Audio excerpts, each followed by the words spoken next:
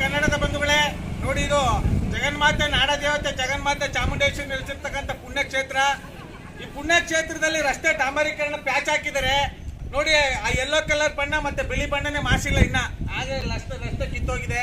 ಇದೇ ರೀತಿ ಇದನ್ನ ಈ ರೀತಿ ಬಿಟ್ರೆ ಎಲ್ಲ ಕಿತ್ತೋಯ್ತದೆ. ಟೆಂಡರ್ ಕರೆದು ಮನೆ ದೀಪ ತುಂಬಿಸ್ಕೊಳ್ಳಕ್ಕೆ ಸಾರ್ವಜನಿಕರ ದುಡ್ಡು ಯಾವ ರೀತಿ ಪೋಲ್ ಮಾಡ್ತಾರೆ ಅಂದ್ರೆ, ಏಡಿ ಅಧಿಕಾರಿಗಳು ಭ್ರಷ್ಟ ರಾಜಕಾರಣಿಗಳ ಇದಕ್ಕೆಲ್ಲ ಕುಮ್ಮಕ್ಕಿನ ಕಾರಣ ನಾಡದೇವತೆ ಜಗನ್ಮಾತೆ ಚಾಮುಂಡೇಶ್ವರಿ ನೆಲೆಸಿರ್ತಕ್ಕಂಥ ಇಂಥ ಪವಿತ್ರವಾದಂಥ ಪುಣ್ಯಕ್ಷೇತ್ರದಲ್ಲೂ ನೀವು ಎಕ್ಕಡೆ ದುಡ್ಡು ತಿನ್ನಕ್ ಹೋಗ್ತಿರಲ್ಲ.